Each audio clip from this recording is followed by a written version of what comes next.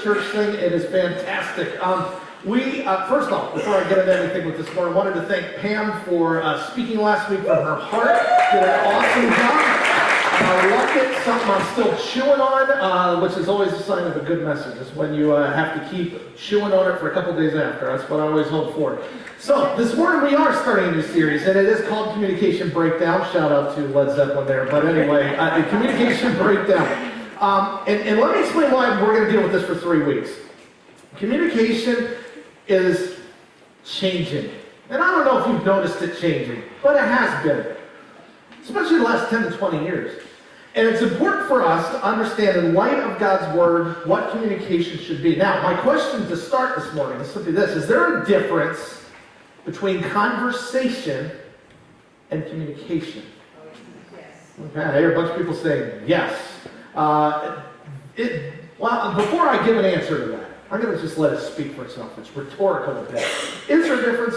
Yeah, I think there is, to be honest. But I want to go back a little bit and give a history lesson, especially for those of you that are young. I'm going to take you back. I've lived the whole 42 years. I feel like I'm 80 at times, and that's probably because of my kids. But 42 years I've walked on this earth. Some of you have lived a few years beyond that, and you have even more exposure to how communication has changed. Or I should say communication tools have changed in my lifetime. Now, growing up, there was this thing in our house, and it would make a noise, and the thing is, you had no idea who was on the other side, okay? And there was no way of knowing. You had to lift this thing up off that was attached by a cord and talk on it to find out who it was. And you know what? If it was somebody you didn't like, or if it was a telemarketer, oh well, I guess you could hang up on them, which would be rude, but it's called the telephone. Yes, the telephone, obviously, when I was a kid. And you know, privacy back then was a really long phone cord. This was cordless phone. So, you know, when I wanted to talk to a girl I was interested in, I had to pull it, 25 feet to the point. It's like I'm trying my best to hold on to it and go back into the laundry room so my parents wouldn't spy on me. So the telephone was great. Telephone was great. But then along came this thing called the answering machine. Oh, yes, the answering machine. I had a lot of fun with answering machines in college in my dorm room. We had some of the best messages. People would call me and my roommates up just to hear them. We did songs, we did all this stuff. So the answering machine was great because here's what the answering machine did. Now, if we'll say Beatrice calls and you don't feel like talking to Aunt Beatrice, you can let it go to the machine. And then you can stand by the machine and hear who it is and pretend you're not there. And if it was somebody you wanted to talk to, oh, hey, yeah, I was just in the other room and I heard you, and play it off real coy, like, you can now screen your calls. And then this other thing comes along, caller ID. Oh, even better. Now their phone number's popping right up and I can choose to totally ignore it. How awesome is that? Now, screening our calls. I'm just being resourceful of my time, with caller ID. Well, then the cell phones started to show up. Okay? Cell phones, wonderful inventions, great things. Email came out around this time. Emails, I could pop a message anywhere in the world. And, they had that dial-up thing, with all the noises that it made. They could check my email. It may have taken 20 minutes to download, but hey, I got a message across the world pretty quickly. Cell phones came, and now I could talk to anyone from anywhere. You might have been up in the woods. You may have been on the phone. Yeah, it was a little staticky. Yes, you were paying $15 a minute for it, but hey, look at what I can do. You had the huge bag phone, that they had in some of the rich people had in their cars. Yeah, so that was great. Again, communication tool. Now I can be accessed anywhere. Anyone can get me anytime as long as I have a signal. Then we had texting take over. When I first started youth ministry around 18, 19 years ago, texting was just becoming a thing. And it was the greatest thing in the world. My parents couldn't do it. So that was good, because they couldn't pester me, right? Now they can, by the way. My mom's gotten on the emoji bandwagon, so I'm getting emojis from her. So with that, texting, I can, again, just a random thought, shoot it to somebody, get an instant reply. Now, we've invented all these great things. We have new messaging apps that allow us unbelievable amounts of contact with each other.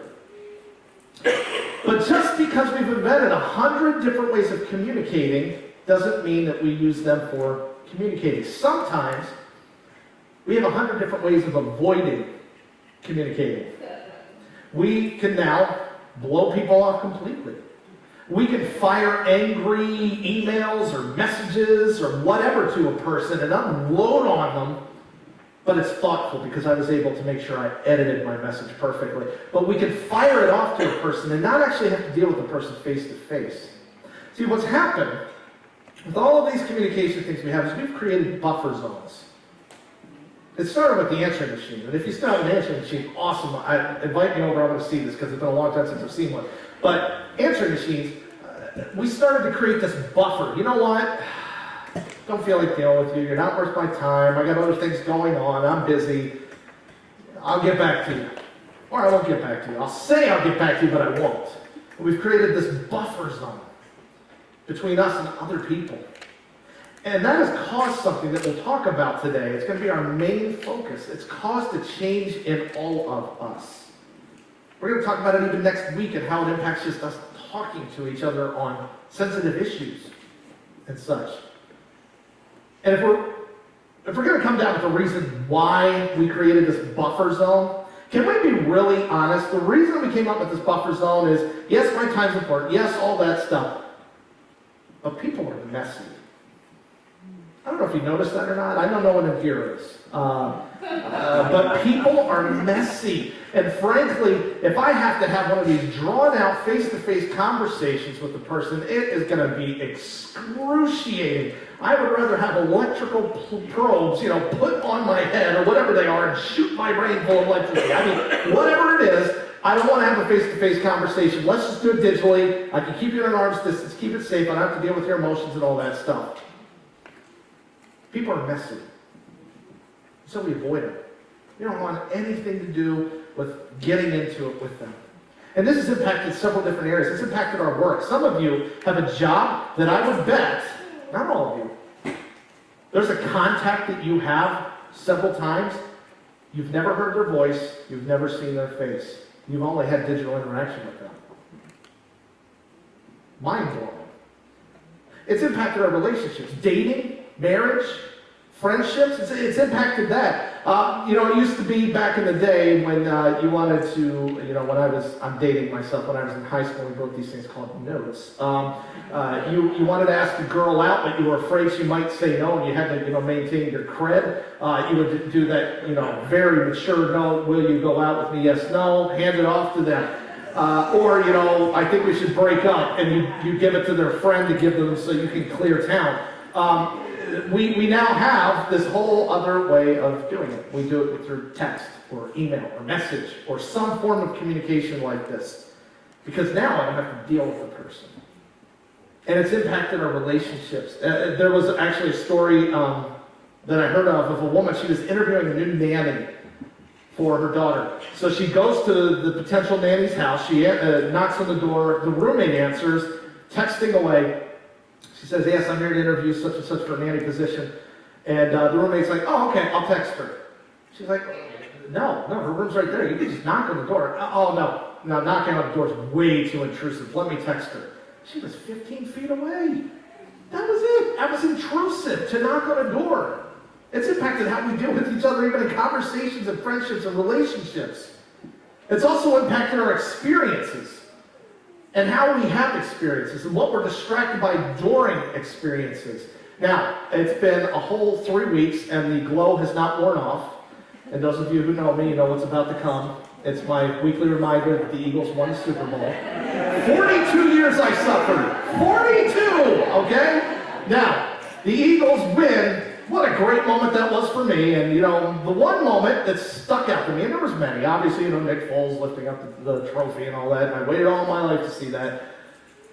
But there was one moment that if you watched from beginning to end that everyone was talking about online, immediately when it happened and still happened. They've been actually creating jokes from this. You remember this picture?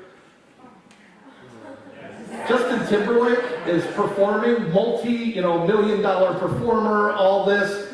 Hundreds of millions of people watching, and he starts walking up in the crowd, and this kid's there, and he snaps a selfie, and then for like 10 minutes, it seems, he's there trying to figure out how to put it on his Instagram, put it on all his different things, send it to his friends and say, hey, look where I'm at. You're on TV. 100 million people are looking at you. And you are so like sealed off from the reality of everything around you. It was crazy, but man, when I saw that, I was like, oh my word, that is our culture right there, missing the experience because of this artificial communication he was getting sucked into. Oh, it also impacts our families. There was a survey recently taken that said families who all have cell phones, and that includes children, half of them will admit that they have texted one of the family members when they're in the same house. The same house. When I was growing up in St. Louis, Missouri, my dad had his form of communication. If he was upstairs, and we needed to come upstairs because we were going to have family devotions and so on, Dad had his method of texting, and it was this. Stop on the floor, walk upstairs, boom, it worked. I didn't even have to work my thumbs out, you know? That was communication. And now we're texting people within the house. Let me tell you why this is concerning to many psychologists, because child development, young ages, and even into the teen years, psychologists will tell you it is crucial for children to know how to communicate face-to-face. My son Silas, he's only almost 5 months now. It is crucial for him to get that face-to-face time with Beth and I, and his brothers and sisters. And that begins to teach him how to connect with other people. If he doesn't get that, or if I hand him an iPad so he can have face-to-face with me, there's a breakdown in his maturing and his development. And it's concerning to many psychologists. I saw a quote that said this: by now, several generations of children have grown up expecting parents and caretakers to be only half there. We have a generation growing up that just expects their family to be distracted from them. And that scares me. Scares me to death. It's sad that it's become literally unusual for you to have a face-to-face conversation with someone. It's unusual. It's scary. Back in Baltimore, I challenged a bunch of people. I was like, hey, you want to freak people out? When they text you, call them right back. See what happens. Well, I had a student named Alex, and Alex is like, I'll do that. Alex is up for any challenge. Alex goes, and sure enough, his friend texts him, and he calls him. His friend's like, oh, what's going on? Why are you calling me? He's in an emergency. What's going on? Are you in the hospital? No, you texted me. I just thought I'd talk. And it freaked his friends out. Now, continuing the story, here's the honest truth. There's occasions I'll shoot him a text. He's an IT guy now and all this. And guess what he does? He calls me. And I'm like, so I'm guilty of this. But it's become unusual for us to talk to people or look at them in the eyes and try to understand their feelings. We don't communicate the same. It's changed. Some would say for the better because we have all these different avenues to do it, but some would say for the worse. For one word, and that is a loss of empathy. Empathy. It's gone. It's dying. We don't know how to do it anymore because we use these superficial ways of communicating with each other. Do you wrestle with this? I know I do. And man, talk about a prophetic movie that came out years ago for children. You want to talk about a prophetic movie? How about the movie WALL-E? If you've not seen WALL-E, you need to see WALL-E. Fantastic movie. Pixar always knocks them out of the park. But where all people become are people in these easy chairs, getting whatever they want, whenever they want, and they're communicating with people right beside them with the screen in front of them. And we look at that back then, probably when the movie came out, we're like, yeah, that's kind of funny. We're doing it. It's not funny anymore. It's prophetic. How scary is that? There's a man named John Colkin, and he had this quote. It was actually inspired by something Winston Churchill had said before, and he said this: we shape our tools, and thereafter, they shape us. We build our technology, we build our forms of communication, whatever it is, letters, let's, even go there. We form them, we build them, but then they start to shape us.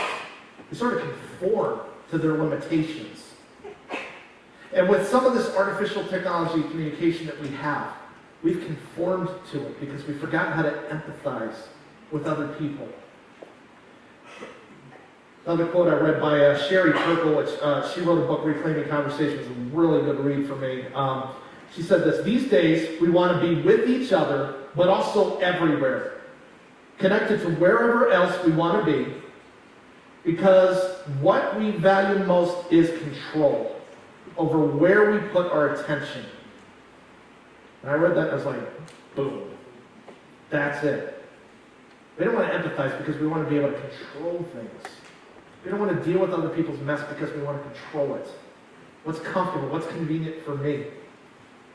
There was a poll taken of college students, and they said in the last 5 years, because of all this digital interaction and how they say, wow, I communicate well because I have 150 different ways to do it. College students have dropped 40% in their empathy with each other. I don't know how they measured this, but they said you've seen a 40% drop, that they just don't understand that sometimes when they send things, they have consequences. They hurt people. They anger people. But they don't see it. They don't see it at all. So empathy is dying. We'd rather talk to a computer or a robot.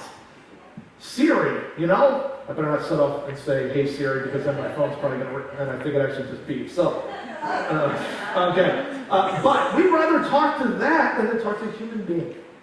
I'm setting all this up for this, because we need to get back to what God's Word says about communication.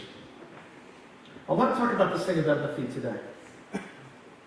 And I want to sort of go against the culture that we're surrounded by with this as families and so on. I realize some we're not going to be able to get rid of. This is not a burn your cell phone. We're not having a cell phone burning afterwards, okay? But this is about, let's start to reclaim empathy and real interaction with people.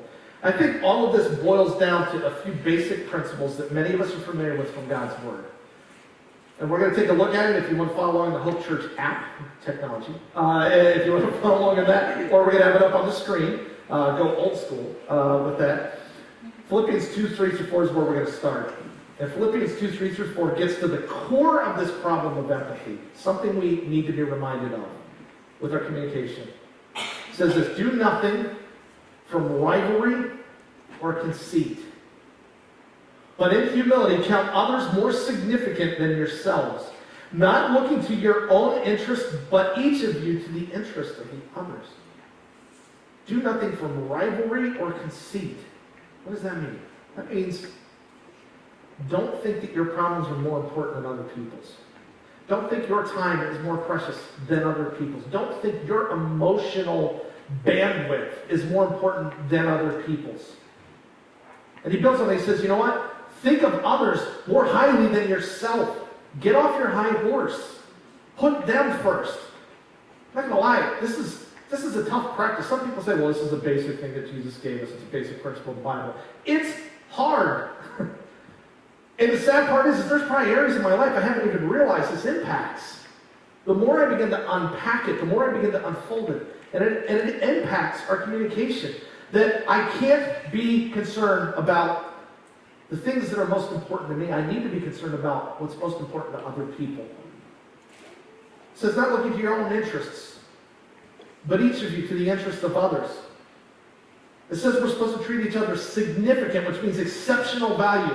To view them as a VIP. Many of us have a VIP, a celebrity, something like that, an important person that I guarantee if we were to actually have the opportunity to have face-to-face with them, they would have our undivided attention. They would. That's how we're to treat each other. Undivided attention, not thinking of ourselves, our interests, and all of that. To think of them first, more important, significant. And to think of their interests. Have a conversation about their interests, not just your interests. What are they interested in? Do you even know?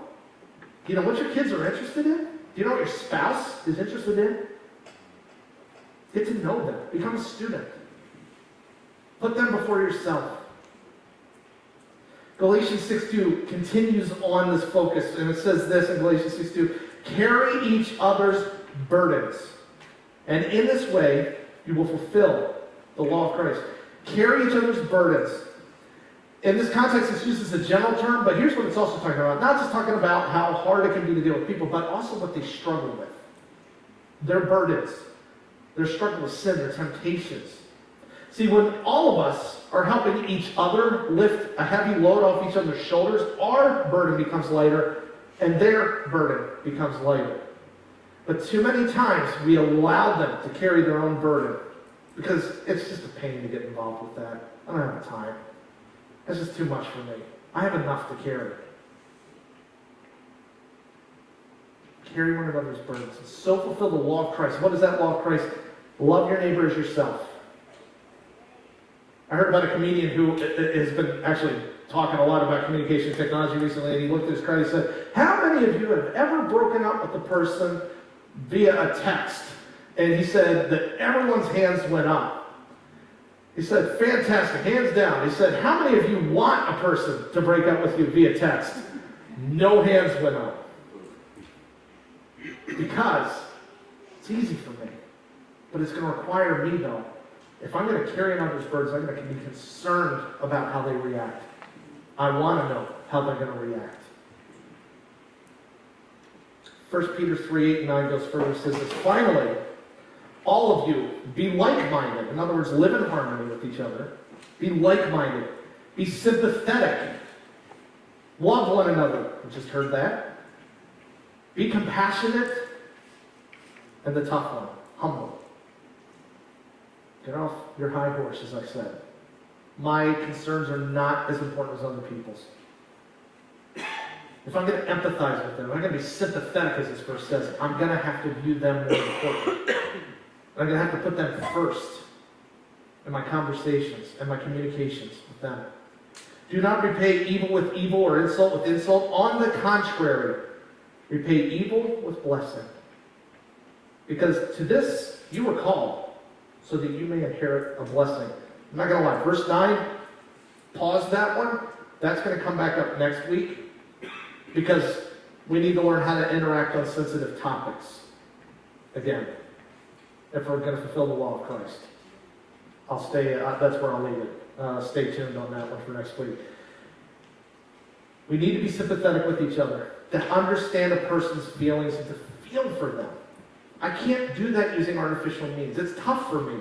If a person sends me something, talking about they're angry with me or whatever, they don't like something about me, I'm going to be honest, it's hard for me to really understand that from them. And it's hard for me to actually have a real conversation with them, real communication with them, if it's only done that way. It's totally different when I sit across from a person and I talk to them and I listen to them. And they listen to me. And we understand each other better. And you know what happens out of that? It draws us closer to each other. It should be the goal of this, to love one another. That's what we're commanded to do. They'll know we're Christians by our love. They'll know we're Christians by our love for each other and for everyone. We had a perfect example of a person who can empathize. And you know where I'm going with this, and that is Jesus. Jesus was the perfect example of empathy. And I want to look at this verse out of Hebrews 4. And it says this about Jesus. It says, for we do not have a high priest, that's Jesus.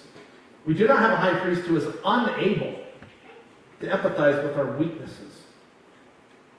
But we have one who has been tempted in every way, just as we are. Yet he did not sin. We have a perfect high priest. Jesus was a perfect high priest. He was someone who cared about our spiritual being. And here's the thing. He can empathize with our weakness because he chose to not save humanity from heaven and the comforts of heaven and say, I'm sure he could have come up with a plan to save all humanity from sin, from heaven. But he didn't. He chose to come to earth. He chose to put on human flesh. He chose to live within the limitations of that human flesh. He chose to come into this messy world at a messy time and have a bunch of disciples who were a straight up mess and be surrounded by other messy people. Could have done it from far off, but he didn't. And because of it, it says he's able to empathize with our weaknesses. He's been tempted in every way. Here's the thing. Jesus was tempted when he was here on earth, but without sin, he never sinned.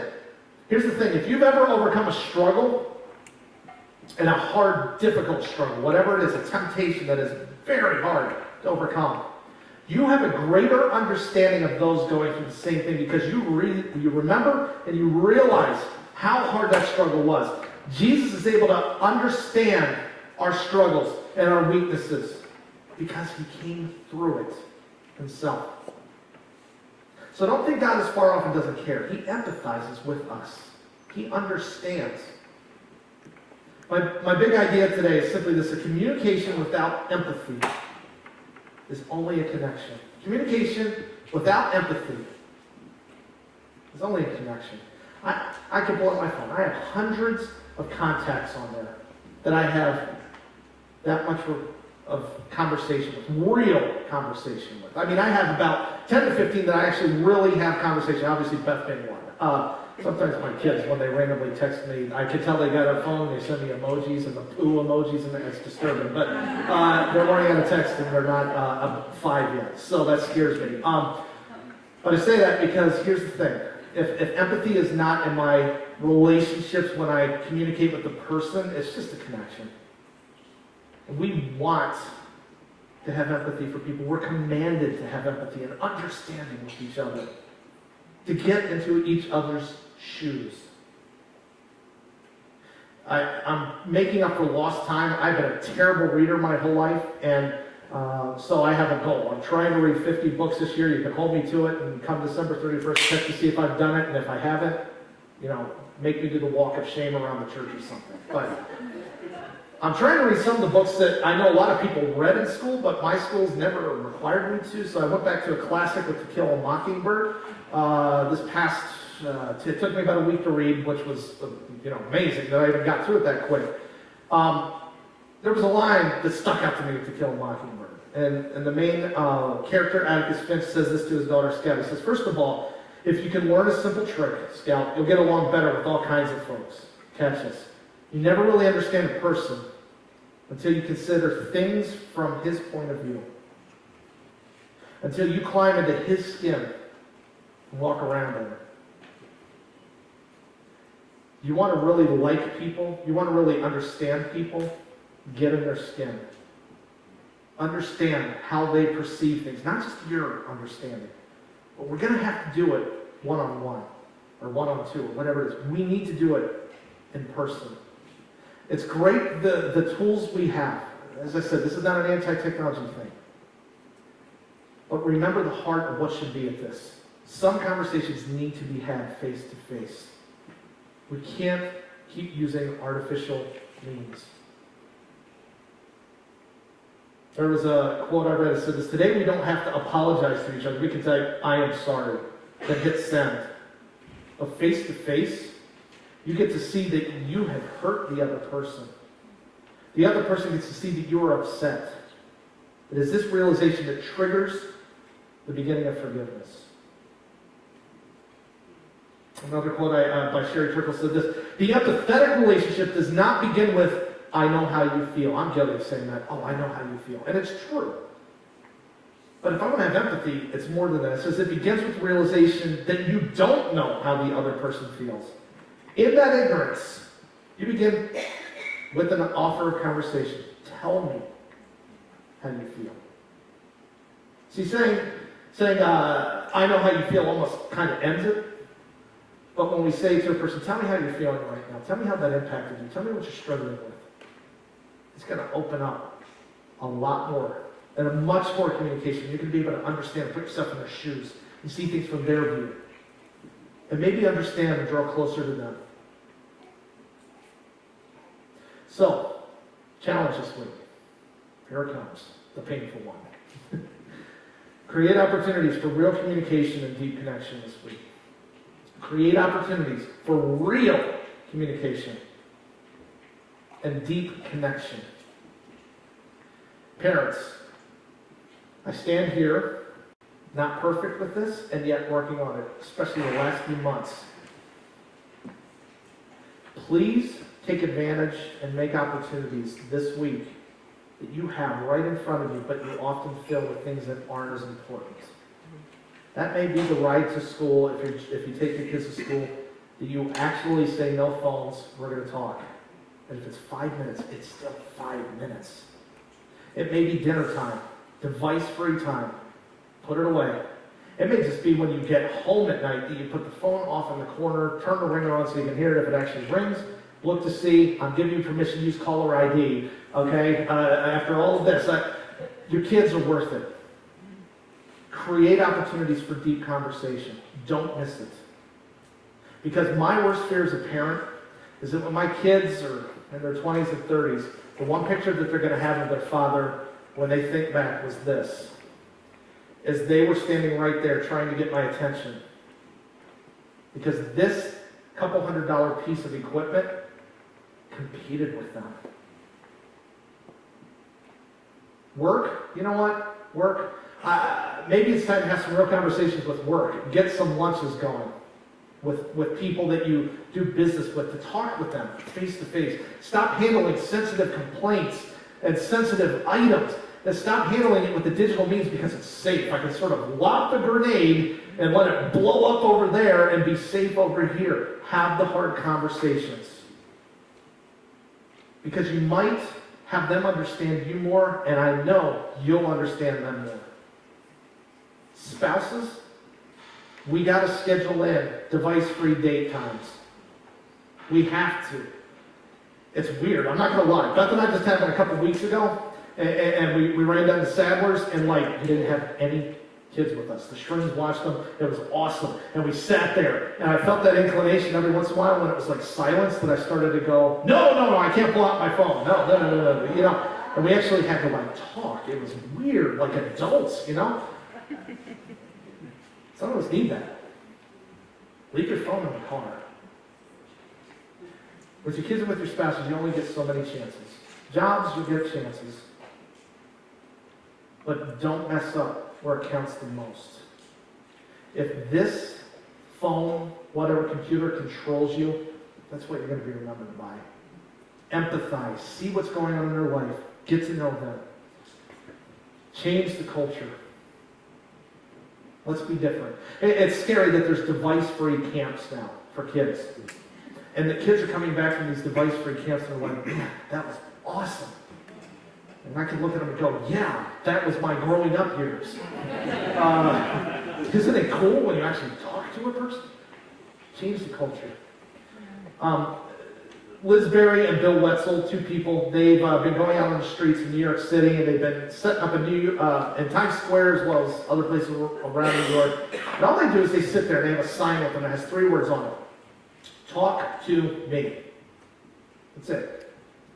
And they sit there, and people come up to them and they're like, you selling something? You know, this is sort of weird. A lot of people sort of think they're strange, and they're like, no, we're just waiting to talk to us. That's it. And it's amazing how weirded out people are.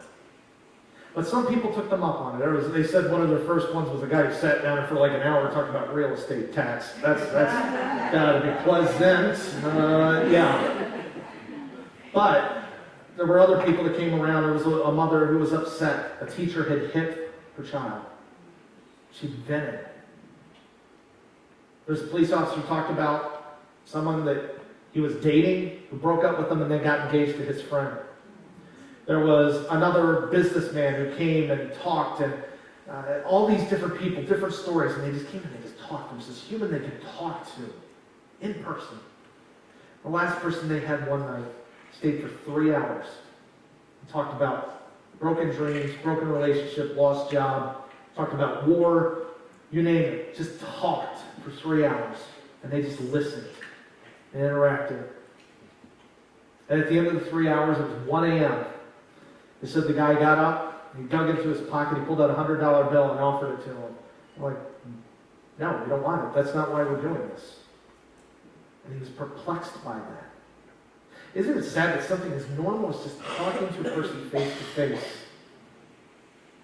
is now viewed as a luxury than something that should just be a part of being a Christian and being a human being? Let's change culture by doing what Jesus commands us to do and what Jesus himself did, by becoming empathetic and talking to people and understanding them face to face instead of using artificial means is our sole thing of communication. Let's pray. God,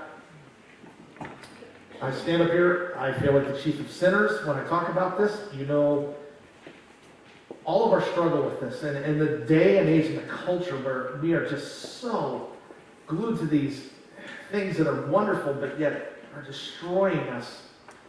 And our relationships are not going as deep as they once were.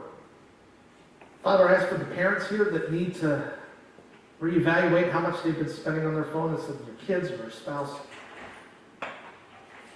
Father, that you would help them, give them the energy, give them the desire for empathy, to understand the kids, give them fantastic conversations with their spouses and the kids that they just say, man, why would I go back to a phone? That was awesome.